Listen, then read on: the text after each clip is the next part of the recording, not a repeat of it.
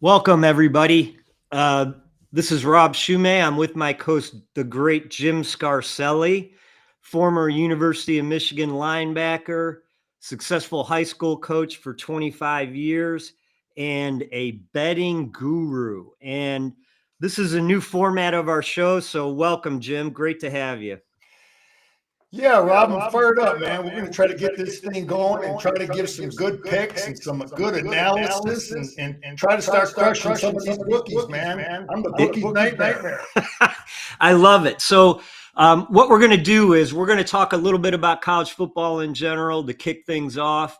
And then we're going to get around to our analysis on what we feel are some of the best plays this week. So, Jim, as two former Michigan guys, let's get it out of the way first, all right? A disappointing performance in Oklahoma last week.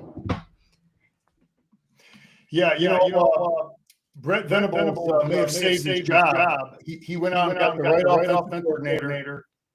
He went out and paid the right quarterback. Good. That might be the quarterback Michigan will see all year. It's good. He's good at Washington State. And he looked, they put some muscle on him. He looked stronger. They called a good game. Michigan problems. Michigan their freshman quarterback, making a start on the road. He didn't get us beat our quarterback. He didn't win the game for it. Get out to make some plays. He didn't turn the ball, which is all you can really ask for from a freshman start. But well, Michigan, a lot of against a really well-coached team. I think they had a real good hand on what we wanted to do offensively. I think we were too predictable. The first game against New Mexico, Michigan was throwing it on first down. This game, we went back to the old school, conservative, predictable football. Well, a lot of people they point to the poor performance of the offensive line, but I don't think all the fault lies with the offensive line, right? There's plenty of blame to go around. No, and Rob, we're going to try to look at a little bit of film at the end here. I think listen, man, I played a lot of football, and I coached 25 years, and I coached defense, and I was coordinating. But when you defend an offense, you defend all 11 dudes, and you defend the coaches. So to say that 5'11" of Michigan's team was the reason is crazy.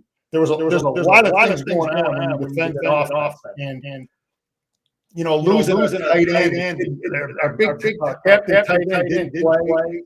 That was kind of discouraging that we couldn't really run with the backup tight ends. Our stuff, we really need to have a blocking tight end. But there's a lot of things going on with what we're doing offensively, and the big part is predictability and Venables might be one of the best defensive we're going to face all year too.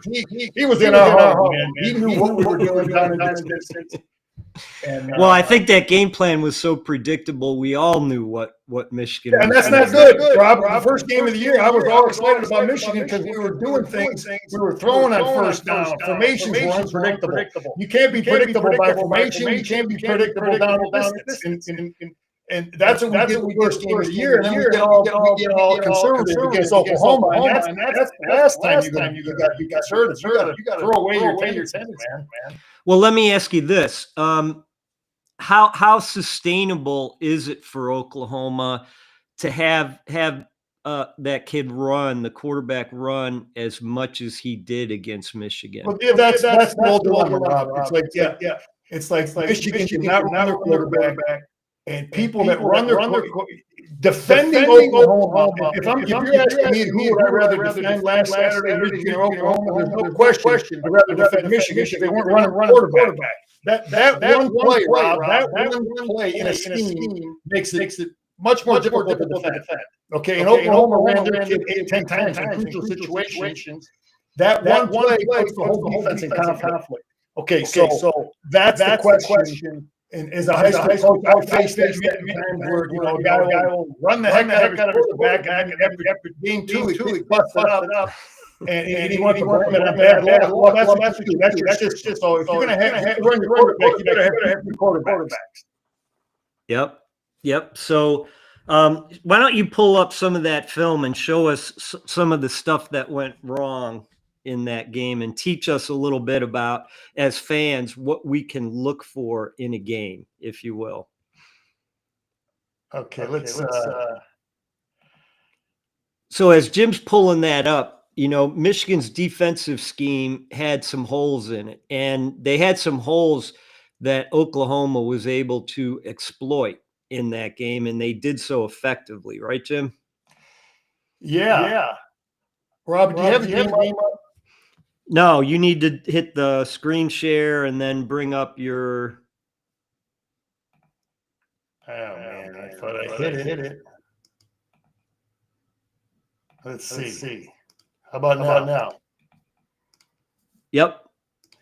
Okay, we can look at this first. Hold on. There we go. Well, this is the first play of the game. Oklahoma sees Wink Martindale's a zone defense guy, and this first play of the game, he finds their guy figured out what we were doing. And we're in a 2-deep coverage, and the weakness of the 2-deep coverage is someone right down the field. Kid makes a great throw. So when you say 2-deep coverage, you're talking two safeties back. We're in a zone defense, and they have two players deep, 5 under. Normally it's 5 under. Or 4 underneath. So yeah, Rob, we're going to end up with 2 deep here, and the weakness of the 2 deep coverage is always running someone right down the middle of the field. Okay, but you have to recognize it. They do. They recognize what we're in, and the quarterback sees it. The player knows where to run, and that's good coaching by them. This is why he paid $3 million. He makes a big throw here, right along the sideline. All right. So when you say 5-1 for people, what does the 5-1 mean? They're in a Michigan's in a 5-1 look, which means what for people? Five. Yeah, they're in a 5-1 look here. They got 5 players at the line of scrimmage. It's 3rd and 9. And Michigan's this player needs to get into this deep. They're trying to disguise. They're doing things. And on the snap of the ball, this player has to get back to this third here, and he doesn't get there in time. And the quarterback and receiver makes him pay. It's real simple. He's got to get there. That's execution. And they found it. He threw it. He's $3 million, man. How important was it that Rod Moore was not in that game, and then Barwin? I don't think it's a big deal, Rob. I think they have a lot of really good safeties. This is good scheme by them. They're putting the Michigan defense in conflict. What does that mean for people? What does that mean when you put them in conflict? Conflict is just like any sport, Rob. Like football, basketball. Can you take a guy to the hole? Can you go drive left, right, shoot over him? That's conflict. Curveball, fastball, slider for a pitcher. That's conflict. So what I mean by that is making the defense defend a lot of stuff. They're in conflict with a lot of plays, a lot of schemes. So here's jet motion. Michigan has to honor this play. It could be a jet run this way, but this gets back to the play I talked about, quarterback run. I mean, right now, when he drops back here, you have conflict. He could throw a pass out here, which they've done. They've shown they could throw a pass here. Or they run quarterback power here. And this puts the defense in conflict because these guys have to honor this a little bit. This guy has to honor this. So you spread the defense, thin the defense. And now they run quarterback power in there. And then Michigan lets the ball out. This kid's worth $3 million, man. Yeah, and they ran it right to where that motion pulled the defender away from. That's right. And this kid here, it wouldn't have been a huge play, but you got to keep the ball inside the defense. This player lets the ball outside the defense right here. That's not. There's no excuse for that. Anyway, that's an example of them running the quarterback in crucial situations in that game. And here they are. This is their first drive, 4th and 1. Michigan didn't run the kid. This kid's tougher than I thought. When I watched him on film last year against Washington State, I didn't think he was all that physical kid. And here they are, 4th and 1. And they're running again. So this is his first drive of the game. They ran a couple times already. So And here's jet to unbound. They're doing things. I mean, everybody in college football is doing a lot of that stuff. But you have to look at all the different things. They motion to an unbalanced formation, jet motion. So you have to honor jet sweep. And then we just saw them run right out of that. We just saw. So right now, there's a lot of things that defense has to honor. Okay, they got jet over here. If he hands the ball off to him, but they could pull it out and the quarterback could run it here, right? They've already done that, or will do that. So the defense has to honor it. These linebackers can't fly out of there. They can't fly out to jet. They have to honor the quarterback running here. So this is a play. I mean, Michigan's running stuff like this too. And a lot of people are running college football. And Michigan does a decent job. They have the right people in the right spot. They don't plays though. This player right here should have made it. That's the second time he missed on the film that you've shown us. Yeah, well, I'm gonna, he doesn't look. He beats the block. I played this position. I coached this position. And he's a good player. TJ, I won't have another look here. This player here is a good player. He beats the hell out of this kid. He does exactly what he wanted to do. And he's playing with inside control, and he should throw the tight end away and make a play, but he doesn't do that. So again, this gets back to all the stuff that conflict, Rob. You've got all the things that they could run once he gets the football. Okay, he can fake it to this guy, or he can run it in here. He can run it in all these linebackers sit tight. They have to honor the stuff with the quarterback. And this is why. When Michigan starts running this stuff, it'll help out everybody. You know what I mean? Yep, makes sense. Quarterback, it puts the whole defense in conflict. Right, because you get more one-on-one matchups doing that. Yeah, but or You mismatches. know what I mean? It's like these kids, if you don't run your quarterback, and I get jet motion, these guys are going to fly out a little quicker. You follow me? Yep. Because they're not honoring quarterback run. So anyway, we look at this player here, and he's a good player. He beats the hell out of this kid. He does the hard job. He's smashing this dude. But you got to come off the block and make the play. And he just doesn't do it. He's got to come off the block and make the play because he's got outside. And anyway, it's a play that is coached up, and players got to make a play. I'm not putting it all on Wayne because I think he had a lot of stuff. Players have to make the play. I mean, we can spend a lot of time. Here's our guy making a play. Our quarterback gets some pressure. Look, our quarterback for his first start on the road, he did not turn the ball over. Which is great. Yeah, well, unfortunately, that first half, all the passes were going sideways. Well, again, this is a perfect example of Venables being a smart guy. Down the distance is 3rd and 4. So this is the same stuff, and Michigan has proven that they're going to throw the football and make you pay. Venables is saying, the hell with you and your freshman quarterback. I'm bringing this dude from here. I'm bringing this dude from here, and I'm going to smash this box. I'm not letting you run the football in here. I'm going to do everything to take away run in here, and I'm going to smash the bubble screens out of here. And that's exactly what he does. Okay, we ran our quarterback, but we motion to empty, so he's taking away all this quarterback run here, and he's killing and smashing any type of bubble screens out here. So he's got this dude, you can't see him in here. This guy's coming hard here. This player is like coach told them on the situation. Turn him on the field. A double knife deal with the corners. And they're bringing those guys fast. So he ran his defense based on down and distance. So I'm not blaming the offensive line. Why the hell are you going to blame the offensive line? You don't want to blame offensive line all the time. They don't know what they're talking about. Is this the offensive line's fault? This is being predictable.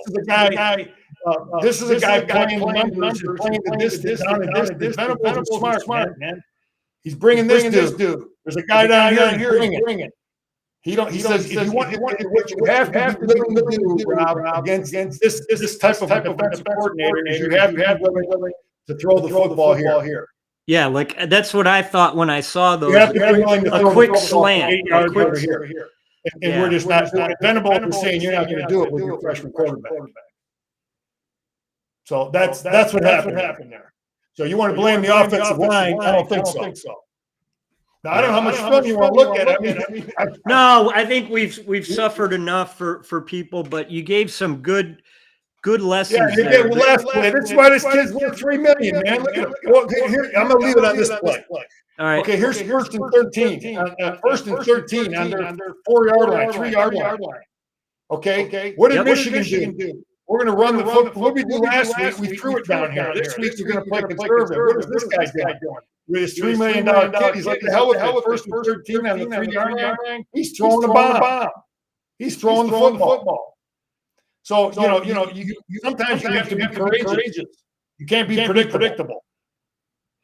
So you want to blame the offensive line? I don't think so. Yep. Well, I think so we're with that, Rob. That was a little peek. And the people that listen, if you don't break down a game, more of that, let me know. So I think the key there is for watching the games this weekend is watch for that conflict, right? As a play. Well, Rob, that's just general. That's what you have to do as a better.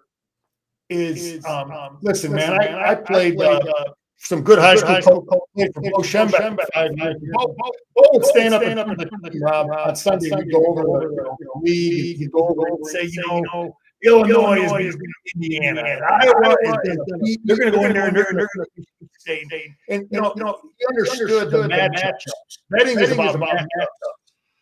You have to understand which coach knows how to defend that guy. Who matches good for what this team does. There's certain teams that defend. There's certain teams that defend the option better than others. There's certain teams that defend power football better than others. And you have to know that better, and you have to know that coach. And Bo would always, the guy was right all day. And it had to coach for a long time to figure out what which match I'm like.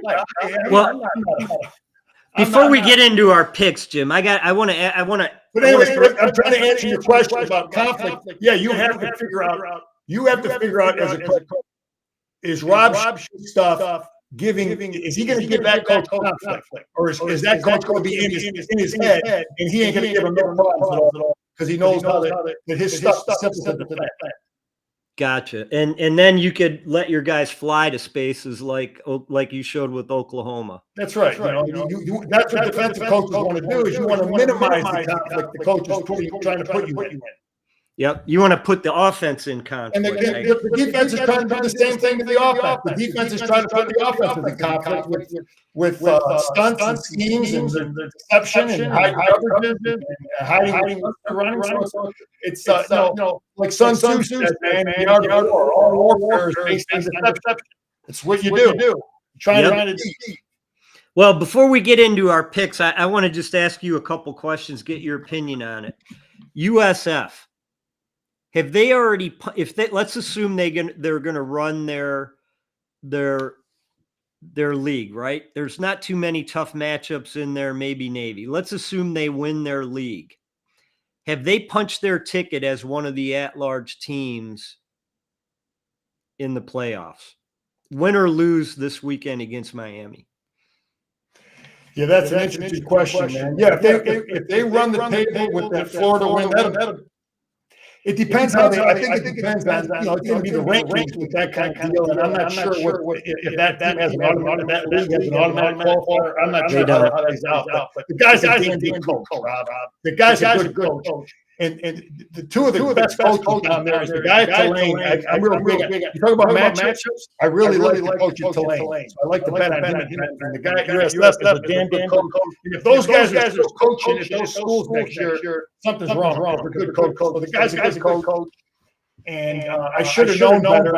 I should have bet on him last week because he's proven coach. So you bet on, and I'll say this, Rob, is better. I know I'm going on. That's all right. This is something I think is a better. First three games, bet on the coach, bet on the program, the quarterback. We don't know the team's good enough. We get in after week 3 and 4, then you kind of know the teams. But I think early in the year, I tend to bet on the coach and that. But I think they give Miami a game, which they could. But Miami's really improved their talent. I think that guy, he's got they've got money down there, and he's spent it wisely.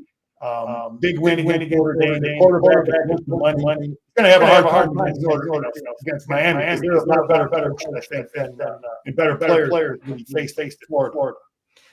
So another game, two teams needing the win, A&M, Notre Dame, right? Here's a shocker.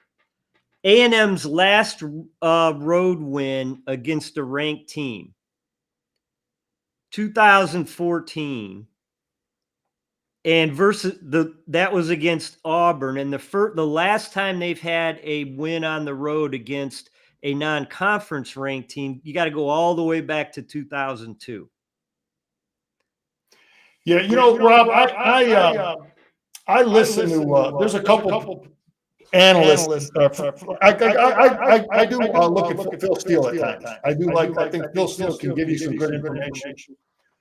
But he as a guy who played in coach, I honestly, it's one thing I don't give a damn about. I don't care about the former coaches. That's irrelevant to Coach Elko.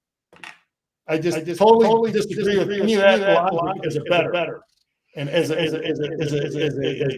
kids in the next second locker, they don't give a damn what happened 4 or 5 years ago, 2000. And I know some do. Phil Steele gives a damn about that. I don't.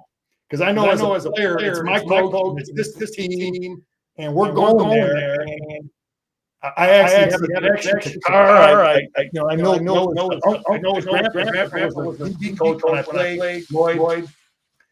And then I know his dad, Jason. I coached against. I remember when he was a player. He recruited our school. And now CJ's over there on his team, and he did some good things so far this year. And that's the way they're going to go. But Texas A&M has one of the best coaches in the country. I'm real big on Mike Elko. I think he's a hard-nosed coach. He'll Duke. And he's got a quarterback that can run. He likes to run his quarterback. What is that line, Rob? I don't know off the top of my head. I wasn't paying attention. I didn't like that game from a betting standpoint, so I wasn't paying attention to it. I think personally, I think Notre Dame needs that win more than A&M. A&M, they've still got games coming up against Arkansas. Against Missouri, LSU, they can recover from a loss here, but Notre Dame, without being in a conference, they need it. Yeah, no, that's the same old deal always with those guys. They don't have guaranteed playing the championship game, and I'm trying to find the line here. But this line, wow, 6.5. Notre Dame is minus 6.5. That is. That's interesting because I'm thinking that's interesting. Yeah, how physical can they be? I think that game should be like 3.5.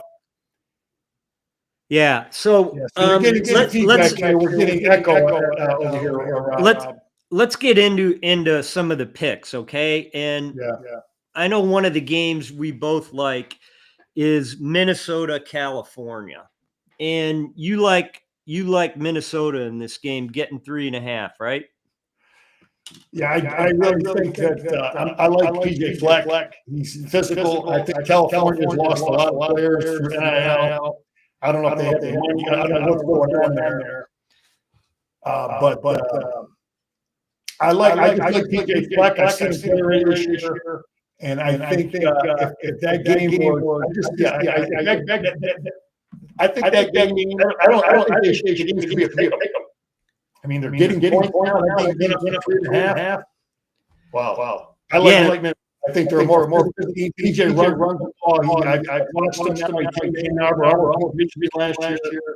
I think it'd be more physical than as a guy who's Cal, good coach.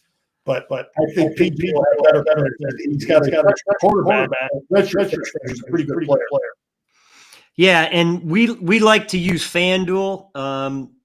You've got some experience with using FanDuel, don't you, Jim? Yep. FanDuel is great, man. I've had it for a couple of years now, and I love it. I love that. You can watch a game. If you're not sure about a game, you want to get a feel for it, watch for a while, and you can cash out if you see something that might not go your way. You want to get out of it. Awesome. I do love FanDuel. I have it my guy, and I just love it. And so with Minnesota, I think we're going to know early on. I like Minnesota with the plus 3.5. Minnesota, like you said, can run the ball. Flex proven. He likes to run the ball.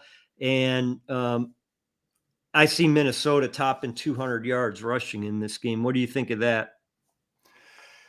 That is a good pick. But again, the guy he's a defensive coach. Okay. So PJ wants to run the football. Everybody knows PJ wants to run the football. And he will. That's what he's going to want to do. But is the Cal coach say, okay, make a freshman quarterback beat us? We're going to overload the run game. Now, if they try to play him honest, Minnesota if the quarterback can throw the football and Cal has to honor it, then Minnesota should get your yard. Well, and Minnesota's defense, I think, is a little bit overlooked here. Granted, they haven't played an extremely strong schedule, but I think their defense is better than people are giving credit for. Yeah. No, I like PJ. He's a guy that early in the year, if I don't know much about a team, I know he's going to run. He's going to have physical offensive lineman. I watched the player earlier this year. He's got a red quarterback, freshman that's good, accurate player. I really like Minnesota in that game. All right. Another game we like, and you have some special expertise with betting the Service Academies, right? There's a time and a place to bet the Service Academies, don't you think? Well, Rob, I don't know what that line is accurate they have there. I think maybe is minus 14. Yep. Error on my part. Sorry about that. Okay. Navy has a quarterback, Superman quarterback, and Tulsa has a new coach, young coach. And 14 is a lot of points, but I think that the academies, you got to know when to bet them. They talk about matchup. This is a game where what kind of a history does that coach have in the Navy, Army, Air Force, those people. So this is a game where I don't see much of a history there. So I like Navy. I like the people they have back. This game could be a 48-13 game. It could be. Yeah, and Navy's offense has shown a lot more explosion this year so far. They're outscoring Tulsa by double almost. Yeah. And Tulsa's again, it's his first year as a coach. So I always try to look at those guys in their first year. We only got 2 games under him. Is he playing for the future? What's the first year coach doing? Right. So my big thing is he doesn't have a real track record of defending these types of offenses.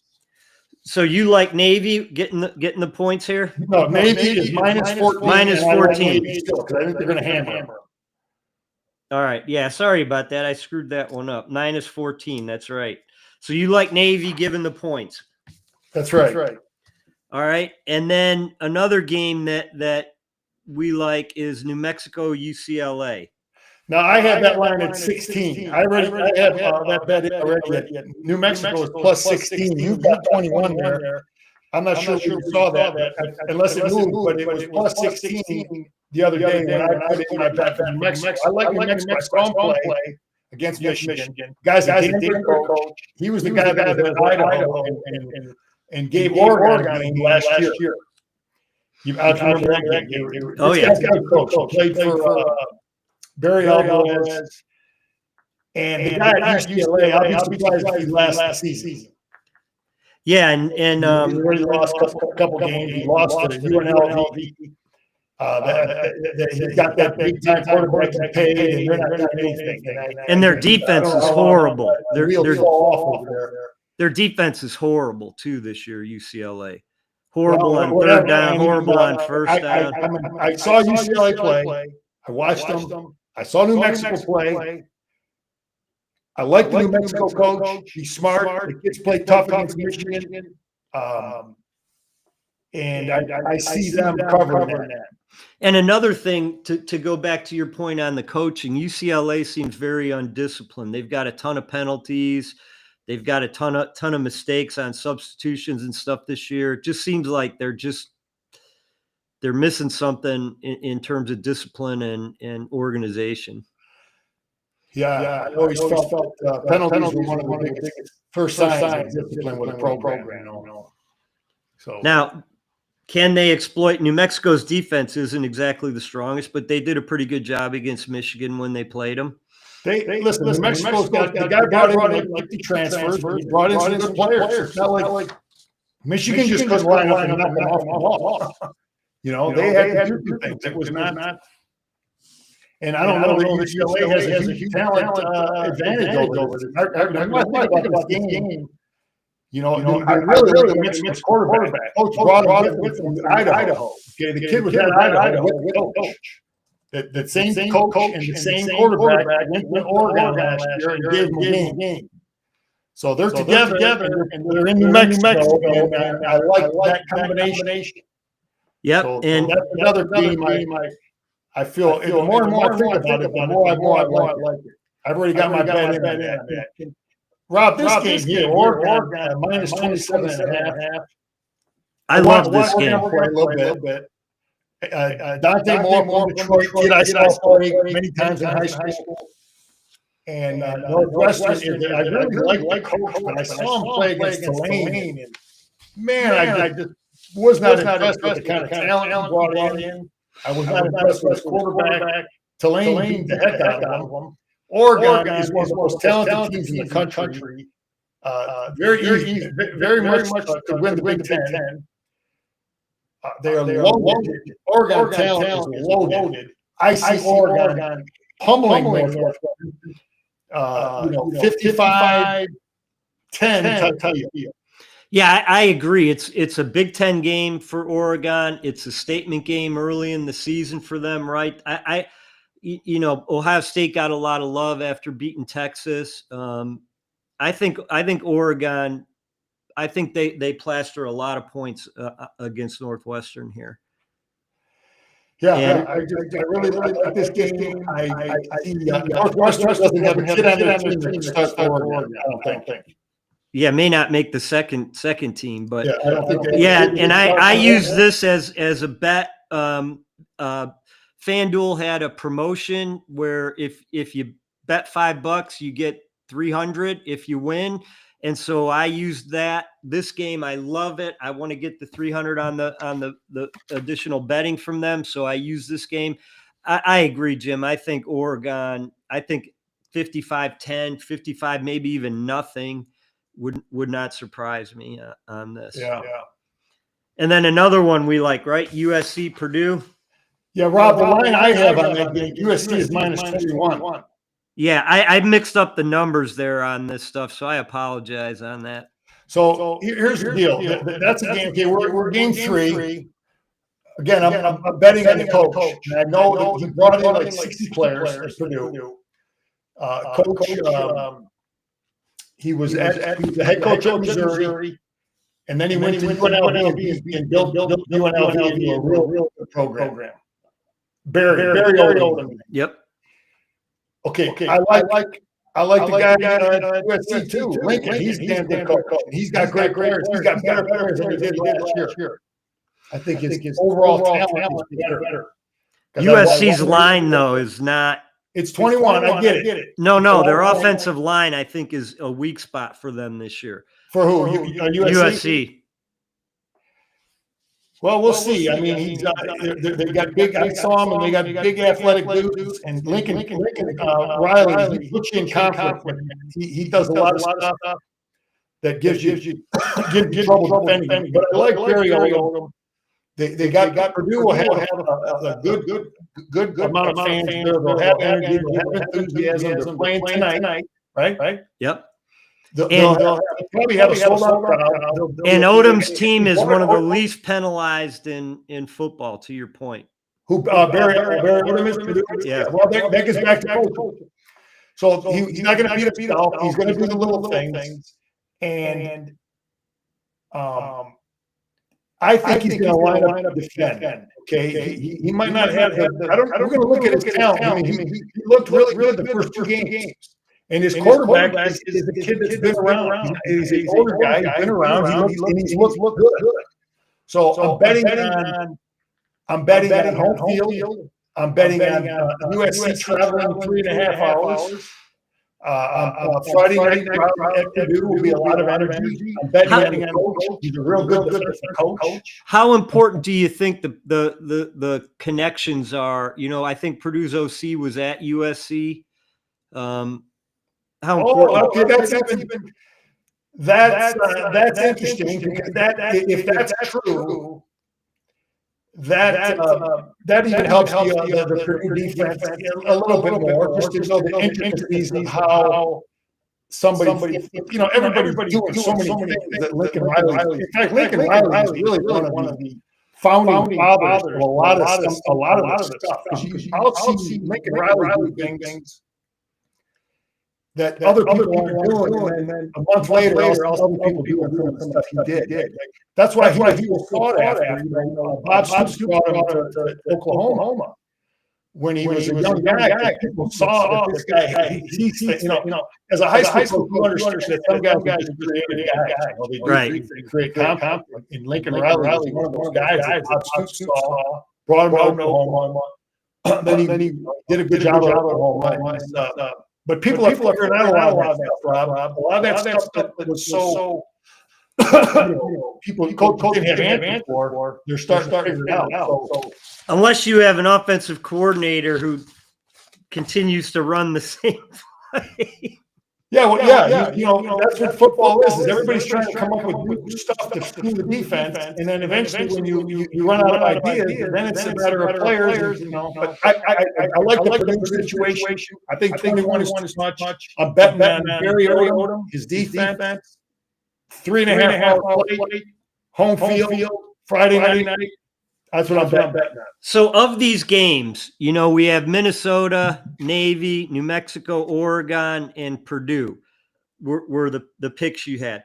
Of all these, if you said this is the one I like the best, do you agree with me that Oregon is probably the top play there? I could make an argument for all of them. That's what you want to do. I think Navy would be my pick. Navy's your go-to pick. I think he's going to hammer that team. That can be a 48-10 game. He's minus 14. You really Rob, your Oregon deal. They can hammer that team and embarrass them. They could go in Northwestern, and they're playing on turf. Michigan's playing on grass. That changes the betting big time because you're going to have a fast track, good surface. And Oregon is good, and Rob, you can make an argument for either of those. I got money on both of them. Yep, and I agree with you. Navy's a good play. And which of these games do you see as kind of the most risky in terms of the pick you made? Yeah, I'm not. You're not. Let's see. What's risky? Well, I think Georgia Tech. I like again. I'm betting on Georgia Tech. That's the game I didn't give you. Okay, never mind that one. I think the Minnesota-Cal game, because I think if Cal prevents Minnesota from running the football, like you pointed out, you got a redshirt freshman. Yeah, Minnesota could be. Yeah, Rob. You know what you think about Minnesota? That I think it matters a little bit is the travel. I remember as a player, flying to Washington. Playing the Huskies there, those are little things. This is the kid's first road start now, I believe, right? Quarterback. Yep. Minnesota's it'll be his first road start. I don't know how disruptive else fans will be. I don't know that they have there. So really that matters. You got to know what is the problem to the quarterback. Right.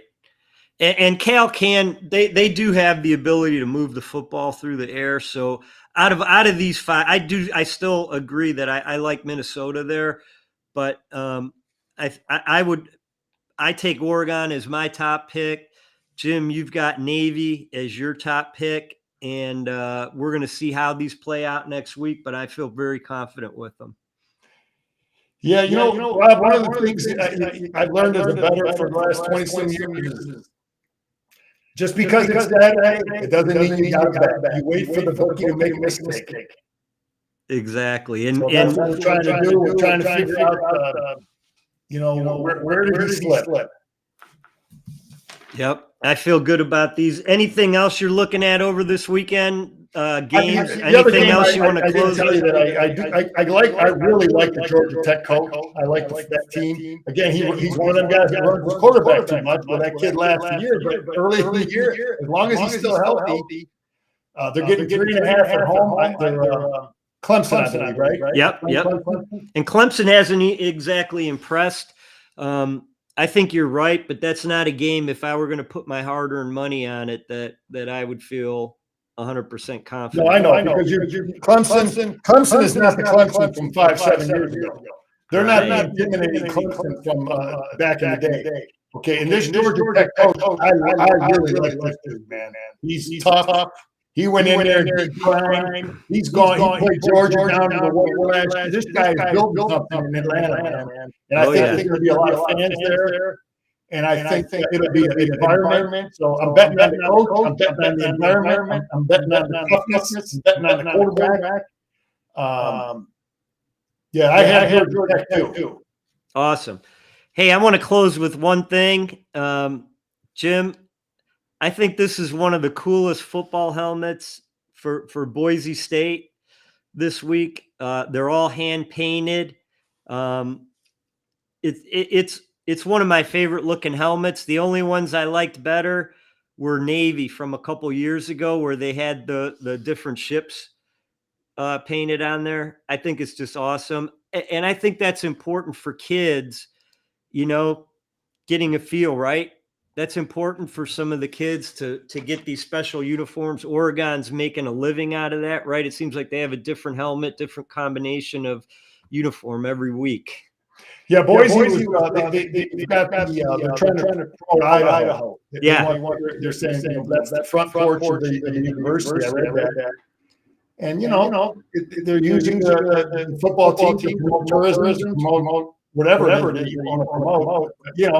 We're Michigan guys, and people go crazy if they try to do something with that. That's true. I mean, even when they colored it a little bit darker matte, people got upset. But anyway, Jim, I appreciate you. Appreciate seeing how these picks come out, and we'll reconvene next week and give you guys an update on how we did. All right, man. Let's crush the bookie, baby. Let's get them. All right. Stay well, everybody.